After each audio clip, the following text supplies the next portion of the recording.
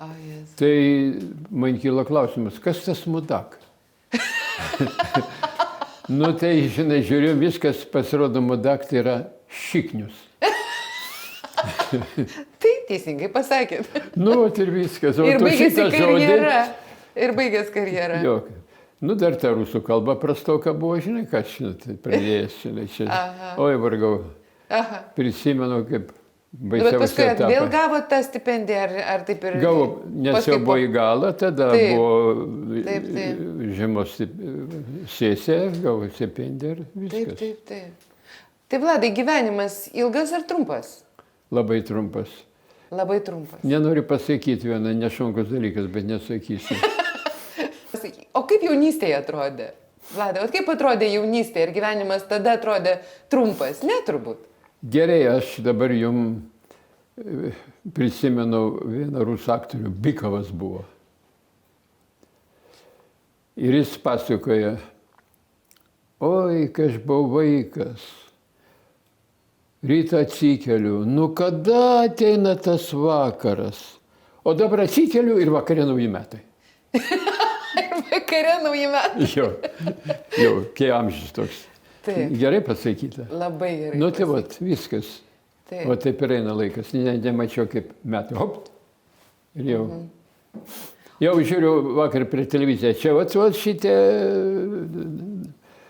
prekybininkai. Jau ruošiasi kalėdam. Jau jie eglutės dega. Pasiūtęs reiklas. Rugsėjo mėnesį pradeda eglutės degti. Nu, tai palauk kalėdos kada. Gruodžio pabaigoj. Na, va čia, kad uždegti liaudį, kad pradėtų pirkti, kad ruoštus kalėdam pradėti. Ir trumpina mum gyvenimą. Ir trumpina mum gyvenimą. Nu, kad greičiau ateitų. Taip. Va šitas, oi, kad greičiau ateitų. Sakau, nelauk, kad greičiau ateitų. Ir taip viskas greit ateina. Net nematai, hop, ir nėra. Vladai, o tada to vyresnio amžiaus, jums 91. Tai yra tikrai jau toks labai gražus amžius. Yeah. Ar tas laikas, kiekviena akimirka, ar yra svarbi, ar nesvarbi? Nu, aš stengiuosi apie metus negalvoti.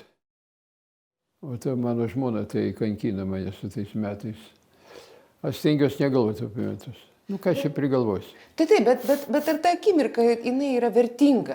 Nes taip galbūt kažkas gali pasakyti, kad jau tokiam vyresniam amžiui, tada, nu, kaip ir jau niekas nebeturi vertės, ar čia verta dar kažką daryti. Skaitau, kad turi vertę. Jeigu skaitau, turi laiką leisti, kaip sakant, produktyviai gal. Kažką turi padaryti. Taip. O ne taip, kad atsisėda, žiūri vieną tašką arba į televizorių, jeigu žiūri. Ir čia labai negeras dalykas. Žmogus, net kalbam, aš domėsiu, skaitau, kad būtų gerai, kad reiškia tokia amžius, kad mokytis svetimą kalbą, na bet galvoja, ką man jos reikia. Ir taip toliau, bet gal ir gerai būtų. Tai va gal net ne tiek dėl to, Aš kad tai panaudot. turiu dienotvarkę, aš susirašau pirmadienį, ką darysiu tą dieną, taip toliau, aš turiu programą ant savaitės. Ką tokio, tada ten važiuosiu, ten tokį darysiu. Nu, aš matai, dar galiu kažkur ir prisidėti. Manęs prašo, nors aš galiu pasakyti liūdną dalyką, kada čia parašė, čia apie mane biškį porą knygelių, kai kas, tokią nuotrauką atradau nuotrauką, kada Kūno kultūros institute buvo, reiškia, ta pirma rinktinė. Ten buvo nusipelniusių meistrų ir taip toliau. Priekių klubų 12 žmonių. Aš dabar tik vienas gyvas. Vienas beliko. Jo. Turint omeny, kad Lietuvoje Jo. vyrai 10 metų. Aha.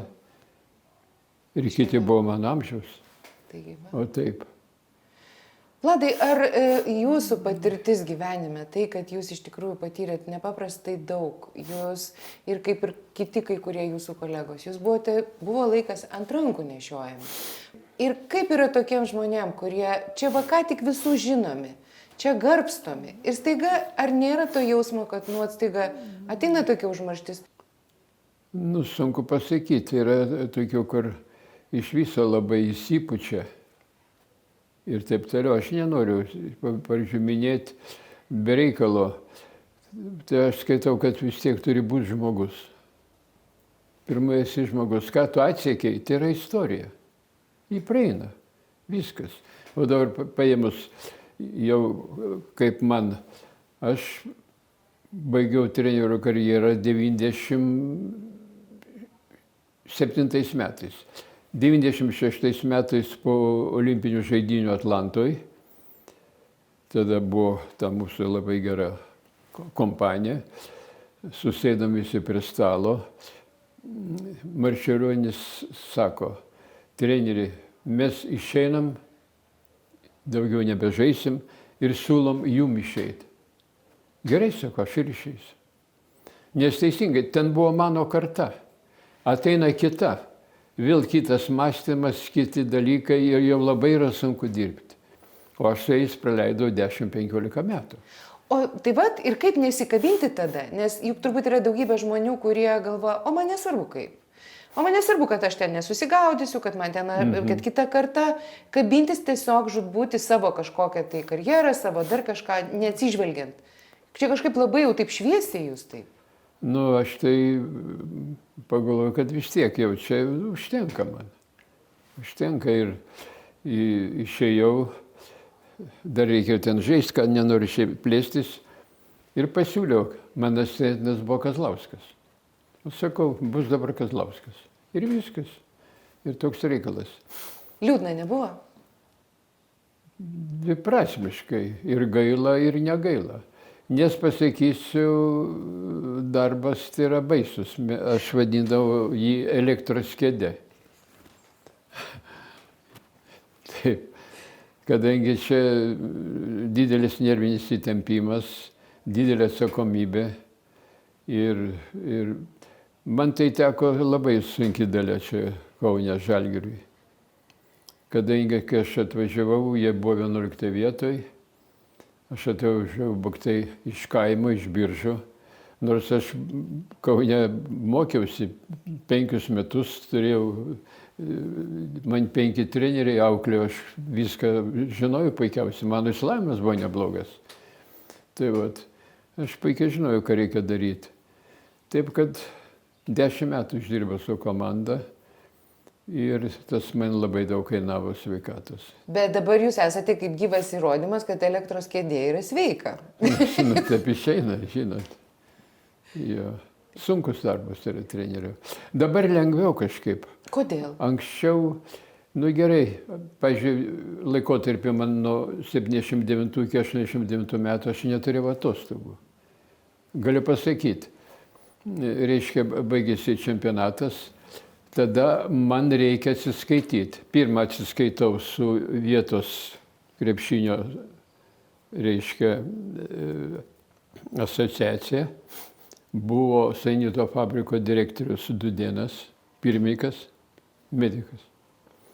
Toliau su Žalgirio miesto taryba, toliau su Lietuvos krepšinio federacija, toliau su Žalgirio centro taryba ir toliau būdavo Respublikinis sporto komitetas, ten susirinkdavo koks 30 veikėjų iš įvairių ministerijų, skaitydavo. Tas trukdavo apie 2 mėnesius, nes aš sėdžiu ir kaip gaisrininkas laukiau, kada man pats skambės ir kada reikia ateiti, atsiskaityti. Po to ta pačia tvarka prasideda, kaip aš pasiruošęs. Ir taip praeina man 2-3 mėnesiai. Ir koks laiko, kokia laiko gaišatis? Kokia gaišatis. Ir nervai. Ir nervai, širdis dega, tiesiog nervuojas, pyksta, bet reikia būti ramiam, negali ten kautis. O kokie žmonės jūsų šeimoje, Vladai? Ramus buvo? Senelius savo, atsimena, turėjot senelius? Turėjau. Nu, tėvas buvo pensininkas. Mirė jis 97 metais. Tai irgi ilgamžis buvo. Raudonojo kryžiaus ligoninė, 88 metų. Tai irgi ilgamžis. Kėlėsi iš lovos lūžo šlaunikaaulis. Ir po to komplikacijos. Ir atvežė čia ir dar vakare paskelbėjau po operacijos. Ir taip, ryte ateina, tuščiai nieko ir sako, mirė naktį. Ojei. Kažkaip liūdna atrodo, kodėl aš nepalikau, kodėl aš nesėdėjau. Žinot, kažkaip man dabar dar sąžinė graužia. O kalbėdavote su tėvu? Kalbėdavom. Susiskambindavot ar važiuodavot? Jo, nuvažiuodavau, žinai. Bet atrodo, kodėl taip retai nuvažiuodavau. Dabar taip atrodo. Aha, dar. Ir dabar noriu pasakyti tiek, kad dabar mano amžiaus man nebėra su ko kalbėtis telefonu. Taip. Visi už mane jau, kuris bendrauja, yra jaunesni ant 30 metų. Su kuriais jūs bendraujate. Taip. Tai žodžiu, jūs negalit pasikalbėti apie tai, kas galėtų būti, jų yra visai kitos problemos. Jų kitos problemos, jie turi savo problemas. Tik tai, kaip sakant, gal kaip tai pagarba, nes man yra suteiktas Lietuvos krepšinio federacijos garbės prezidento vardas. Esu dar garbės prezidentas. Super. Tų garbės prezidentų pilną turiu. Tik tai toks dalykas. Anksčiau dar su sporto universitetu būdavo sąryšis kažką tai nuveikti. Dabar nebereikia jau. Nes tikrai turbūt tų metų daug. Bet aš sakau, negalvoju. Na gerai, dabar žmona rūpinatės. Kas atsitiko? Kas sveikata? Po COVID-o. Viskas. Prasirgo COVID-u ir... Taip. Nuvažiavam pasitikrinti greitą pagalbą Kaune. Patikrino visą kitą. Ateigirė sako, serga. Taip toliau reikia guldyti ligoninę. Paguldė, o man buvo užrašyta COVID rasta. Bet aš į namus parvažiavau. Nes jokių komplikacijų. Aš 3 kartus pasiskiepinau. Aš 3 kartą dėl to skiepinaus, kad mane leistų į parduotuvę. Suprantat, buvo. Aš atsimenu, o tarp kitko, kaip jautėtės? Tokį garbės pastą, tokį raštą išdavė, nes prie durų stovi policija ir tavęs neleidžia į Maksimą arba į kitą parduotuvę apsipirkti. Tai tokia maža tik galėjai nuvykti. Bet tai gerai, aš galvoju... Priversas 3 kartą skiepytis. Bet aš nieko nejaučiau. Man kažkaip, nežinau, tas organizmas. Tu. Tai vat. tai žmona po antro skiepo blogai pasijautė ir taip toliau. Ir tada 3 nebedarė. Ne. Tai ką jūs darote? Dabar vat, atėjo, po spalio 5 propaganda vyksta, ne? Taip, Nuo gripo ir nuo COVID-o. Ir eina, Baidenas pasiskiepino ir nuo to, nuo gripo ir nuo COVID-o. Skiepysitės? Jūs skiepysitės? Ne, aš nuo gripo aš skiepysiuos. Supratau. Aš nuo gripo skiepinus kiekvienais metais. Supratau. Kiti jaučia karštis, taip toliau, kol kas man gerai. Viskas gerai. Viskas gerai. Tai kaip atrodo jūsų dienotvarkė? Vladai, ką žmonai? Vaistus paduodat, maistą paduodat? Ką jums reikia padaryti? Reikia pirmiausia tabletės, kurią išskirstyti. Kas tokias, apie 10 tablečių. Maistų vietos nebelieka. Man galva nuo jų sukasi, nuo tų tablečių. Tokie dalykai. Gerai, o turit su kuo pasikalbėti? Sakot, kad jūsų amžiaus žmonių, su kuriais galėtumėt kalbėti, nebėra. O su kuo pasikalbėti apie visą tai, kas jūs, iš tikrųjų... Jeigu kalbu, tai čia kalbu grinai apie sportą, apie krepšinį.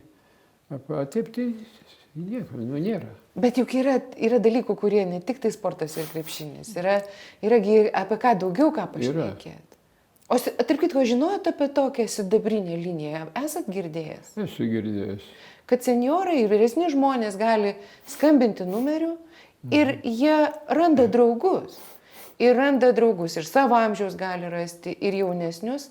Ir ten galima kalbėtis apie viską. Apie viską. Tai, kas ant širdies guli, tai kas ir linksma. Man per daug nėra ko kalbėti apie viską, žinot. Šiaip pagrindė rūpi žmonos reikalai. Ir dar truputį iš specialybės. Taip. Ką atsakyti, ką padėti, kaip galvoju, kaip mąstau. Ir taip toliau. O su anūkais? Daug skaitau bendrai. O kiek anūkų turit? Anūkų aš turiu 4. Vienas iš jų Vladas. Vienas Vladas. Pirmas buvo, jis gyvena Klaipėdoj. Taip. Antras Rokas Garastas treniravo futbolas, Kauno Žalgiris. Taip. Ir turėjo gerus rezultatus. Pernai buvo Lietuvos vicečempionas po Vilniaus Žalgirio ir finale taurės žaidė, paėmė ir atleido. Oi. Grinai jį sudarojo, kadangi reikėjo kažkam vietą padaryti. Kompanija savo yra, kuri moka pinigus ir daro, suprantat. Išgyvena dėl vaikų, dėl anūkų, išgyvena?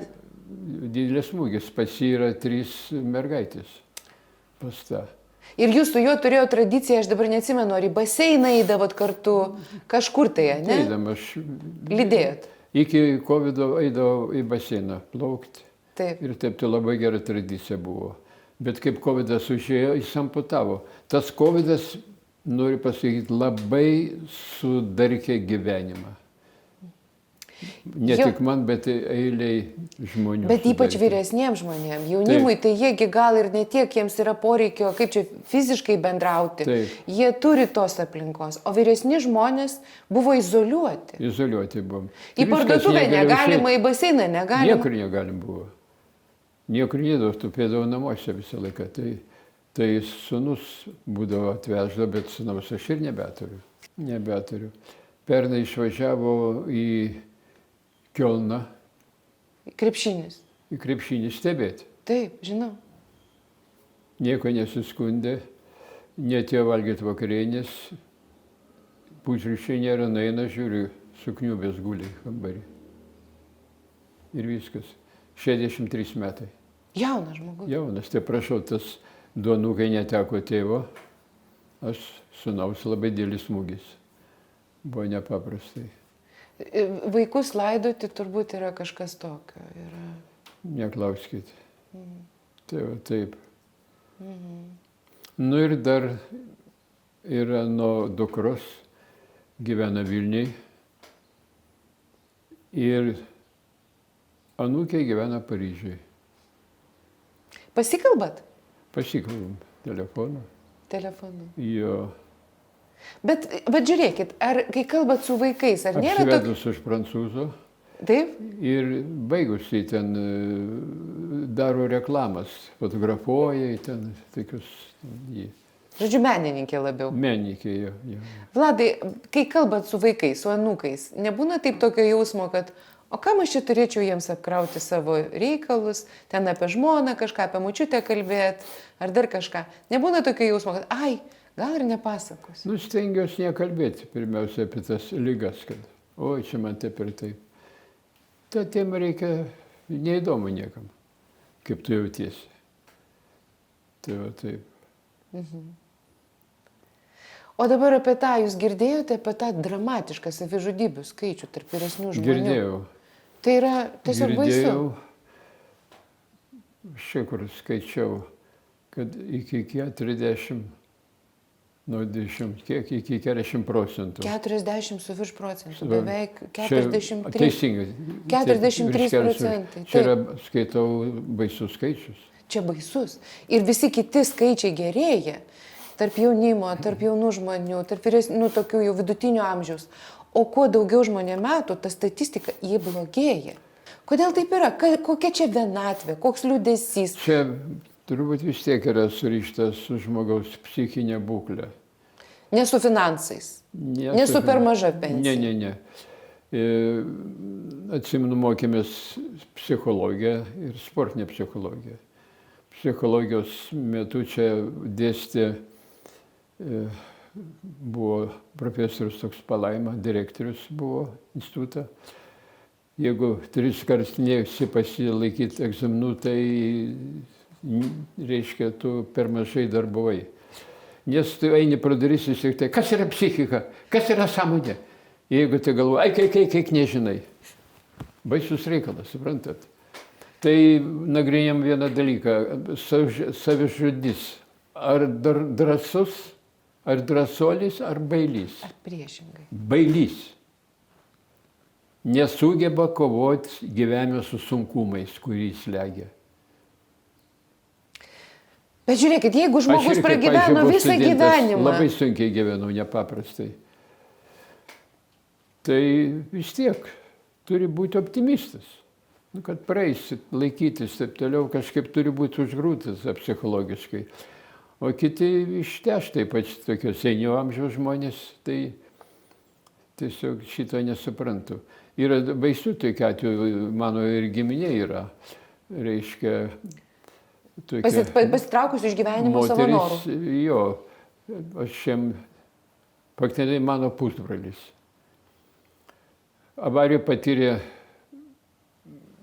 Trauma. koją, nupjovė. Amputavo. Važinėjo ir taip toliau. Ir turėjo 3 vaikus. Ir nusižudė. O Dieve. Tai palauk, dabar pagalvoti reikia, ką mano vaikai be manęs darys. Aš nežinau, reiškia, šito nesuprantu dalyko. Vis tiek neišeina. Juk iš tikrųjų, tai juk esi reikalingas ne tik tai vaikam, tu esi reikalingas anūkam, ne tik todėl, kad... Kitiems esi reikalingas. Taip. Tavęs supa tavo, kaip sakant, žmonės, kuriuos tu padarai nelaimingais ir taip toliau. Čia vis tiek yra psichika. Kažkas atsitinka su psichika, ką grėbėsi tokio dalyko. O aš įsivaizduoju, tu paskambinės gali sulaukti ir tokių patarimų ir pagalbos. Juk tie žmonės, kurie tu sidabrinėje linijoje, jie yra apmokyti. Jie žino, ką galima pasiūlyti, kur galima kreiptis. Galbūt kai kuriam žmogui padėtų ir medikamentai kažkokie. Tai, Be abejo. Kad nueiti pas gydytojus ir nelikti vienam su savo problema. O šiaip, jeigu skambintumėt, kam norėtumėt paskambinti? Bet kam, jeigu galėtumėt paskambinti šitam pasaulyje? Su kuo pasišnekėt būtų faina?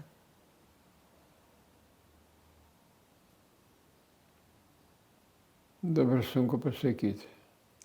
Esu girdėjus, kai kažko tai paklausiau, sako, norėčiau su savo tėčiu, kurio nebėra. Aha. Ir aš pagalvojau, kad kartais taip atrodo, kad matyta kompensacija tokia. Jo.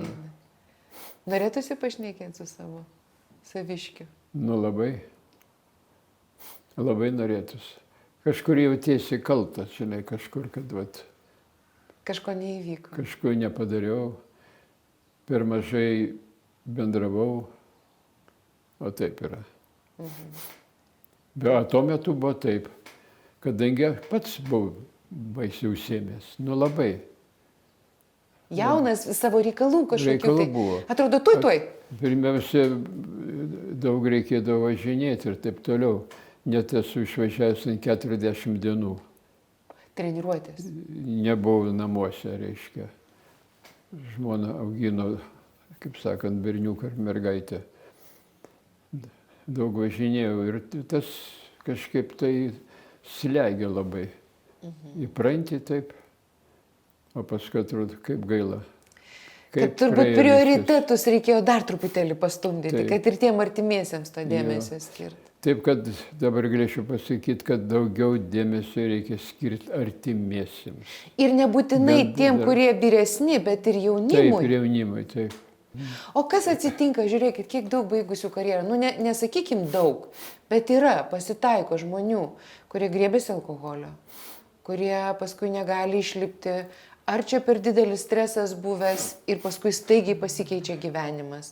Ar čia kaip tas jūsų dėstytojas sakė, kas tai yra drąsa ar atvirkščiai baimė prieš gyvenimą?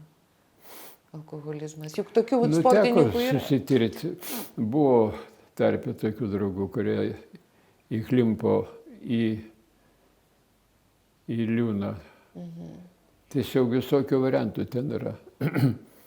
Vieną prisimenu, aš dar buvau Biržų sporto mokyklos direktorius ir toks treneris dirbo. Sako, reikia nueiti biškį pasižiūrėti. Į salę nueinu nėra. Merginos vienas. Nu, kitą dieną einu vėl tas pats. Einu ieškoti. O jis reiškia toj Užsidaręs. gimnazijai Rusijai sukviečiu geria degtinę. Ant anglių krovos sėdė. Tiesiog klausyk. Nu, tu atlik treniruotę, paskui, sakau, linksmikis. Nu, sakau, taip, arba dirbk, arba mesk darbą, arba gerk. Tai aš mesiu darbą. Įsivaizduoju. Tai vat, čia unikalus atvejis, tiesiog nesu sutikęs tokiu atveju. Jis paskui dirbo, kažką pardavinėjo ir tėvai jau buvo mokytojai, jie pardavė namą, su broliu pasidalino po 8 000 rublių. Ir jis juos visus pragėrė. Ir pragėrė greitai, per 2 mėnesius. Tai sako, tu man papasakok anatomiją tą pragėrimo. Kaip tu sugebėjai tiek pragerti?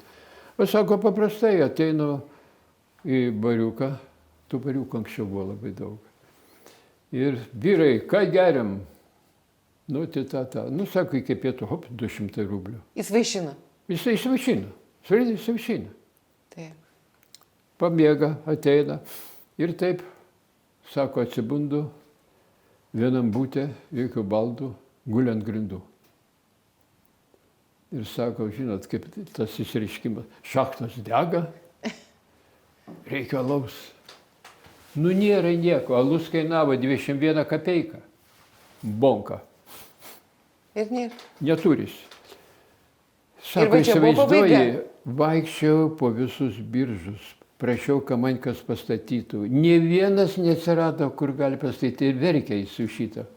Sako, aš tiek jiem išleidau. Teisingai? Taip, tikrai. O atvejs. Matot, kokiu yra atveju. Nu, tarsi Tėvai taip. kultūringi žmonės, mokytojai, taip toliau, vyrai, paliko namą. Brolis Panevėžy gyveno, nusipirko lengvą mašiną, dar kažką, o jis Nu, taip būna. kelionai. Sunku Ir ką, pasakyti. 45 metų ir viso gero. Ir nebeliko jo. Taip. Širdis. Tragiška. Vladai, o sakykit, ką jūs pasakytumėt žmonėm, kurie sakytų, nu tai gerai, čia lengva Vladui kalbėti, jis toks garsenybė, jis toks išskirtinis, bet sakykime kiti vyresnio amžiaus žmonės. Sakytų, tai ką iš šitoks garsenybė, jam čia viskas lengva, jam čia viskas paprasta gyvenime, o vat mums, tokiems nežinomiems, paprastiems žmonėms, viskas daug sunkiau. Ką jūs atsakytumėte? Nu, nėra paprasta, man ir daug kas rūpi. Pirmiausia, rūpi žmonos sveikata, kuri yra gana pesimistė didelė, rūpi kaip anūkai, padėti aš turiu jiem gyvenime, palaikyti ryšį su jais. Nu ir dar, ko tai būt gal naudingam Visuomeniai. Suomiai, krepšinio ten srity ir panašiai. Ir viskas. Taip, kad prisimenu buvusio Biržų ligonės žodžius. Gyventi reikia, laikytis, saugotis, nes sako, ilgai būsit mirę labai. Gyvenimas bus netoks ilgas, o va jau mirus, tai bus labai ilgai užtruks. Toks yra dalykas. O kaip žmoną paguodžiate, kaip jai kelia tūpą? Nu ir keliu apie, kaip sako, palaukit, tu ne viena, yra artimieji, kurie dėl tavęs pergyvena, kurie nori bendrauti, panašiai. Aš tik apie save galvoju. Panašiai reiškia, kad šitie, kurie nori išėti iš gyvenimo savo norų, yra, kaip čia pasakyti, ne savanaudžiai, bet tik tai apie save galvoja. Sutinkat su šito. Plačiau reikia galvoti. O man čia blogai, taip palauk, ir kitiemgi tas pats. Irgi sunku yra. Tai skaitau, čia psichologija. Bet dar galim klausyti, kodėl pas jį tokia psichologija, pas tą kitokią psichologiją. Tai taip. O kokia jūsų vaikystė buvo? Juk 32 metų gimimo jūs esat. Tai dar iki karų. Mano vaikystė buvo nepaprastai. Iš pradžių taip. Aš esu gimęs Joniškėlė, bet krikštytas Linkovai, man taip tėvai pasakojo. Ir mano vardas yra Vladislovas, ne Vladas. Nes mano močiutė, mano motina yra Blonskaitė. Jablonskis. Taip. Pas mane yra pusė Lenko, kadangi jie buvo Lenkai. Mano senelis Jablonskis buvo karininkas caro armijai ir per Pirmą pasaulinį karą jis dingo kažkur tai. Mano močiutė turėjo 3 sūnus, 2 vyrai ir mano motina, Karolina. Tai vat, Koks gražus vardas, Karolina mama. Karolina. Puiku. Vienas sūnus apsirgo vidurių šiltenę ir mirė. Jūsų dėdė. Jo, mirė, jaunas. Su močiutė jau geležinkeliu atsistojo ir pradėjo verkti. Kas yra, pasirodo, čia palaidotas jo sūnus. Geležinkelį. Tuo laiku negalim buvo laidoti, kadangi nebuvo kunigo palaimos. Neleido laidot kapuose. Tokia tradicija buvo, įsivaizduojate. O kodėl? Tai nežinau, paklauskit tikėjimo. Tai jau tai prašau. Ir 5 metų pradėjau lankyti darželį, atvažiavo Biržus. Tėvas turėjo parduotuvę ir kepyklą. Aš gyvenau, tėvai, Biržų rajonas buvo, kur gyvenau, vien žydai. Gyvenau su jais. Tai lankiau darželį, paskui 6 metų pradėjau lankyti pradinę mokyklą, ten Muravankai buvo. Baigiau 4 skyrius, paskui per 400 atėjo rusai, 41 metai, kaip sakant, atėjo vokiečiai. Tie buvo 41, 42, 43 ir 44. 3 metai. Tai baigiau 6 skyrius ir paskui įstojau į 1 gimnazijos klasę. Aš mokiausi kiek? 14 metų. 6 skyriai pradinės mokyklos ir 8 gimnazijos klasės. Tai esate kaip retai išsilavinęs? Baigiau mokyklą 20 metų. O tai buvo mes. Oho, kaip įdomu. Koks įsilavinimas. Vladai, 3 žiūrėk. metai prie vokiečių, kiekvieną dieną vokiečių kalba. Vokiškai neblogai jau kalbėjau, dabar nebeatsimenu. Aha, Jo. nereikėjo. Nereikia, per karą su vokiečių kareiviais esu pasikalbėjęs. Taip. Reiškia, kai bėgom. Tai tokie dalykai. Vladai, o kodėl nepasakojate anūkam šitų dalykų? Vat viso to, apie ką Kad mes kalbame. neužeina mintis, nelabai jie ir domisi, pasakyti. Aha. Tai vat įsivaizduojat, kaip smagu. Pavyzdžiui, man yra žiauriai įdomu. Ir aš galvoju, paskambinus į sidabrinę liniją, susiradus draugą, galima kalbėtis. Ir apie tokius, ir apie kitokius dalykus. Ir ta patirtis yra labai vertinga Aš dabar ir įdomu. pagalvoju apie tos laikus, kurie buvo mano draugai, jų nebėra. Taip. Nebėra, gal dar vienas yra, Kriaučiūnas jo pavardė. Ir 31 gimimo, 90 metų buvo atvažiavęs į Biržus. Manęs ieškojo. Dar buvo vienas Latvis, kartu Bercholsas. Dėstė Rygos universitete jis jau. Taip. Ir buvo atvažiavęs ir į Kauną, ieškojo manęs, bet aš kažkur buvau išvažiavęs ir mirė. Nespėjot susitikti. Jo nespėjau, bet visi draugai tokie, tai tas kažkaip... Po truputį išeina Po visi. truputį išeina ir viskas.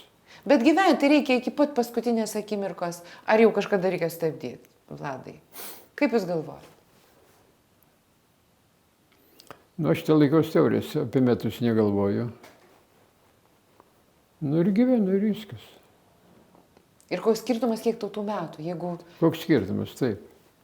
Čia visokio gabaritų. Tik su kardiologija palaikau ryšius, reiškia.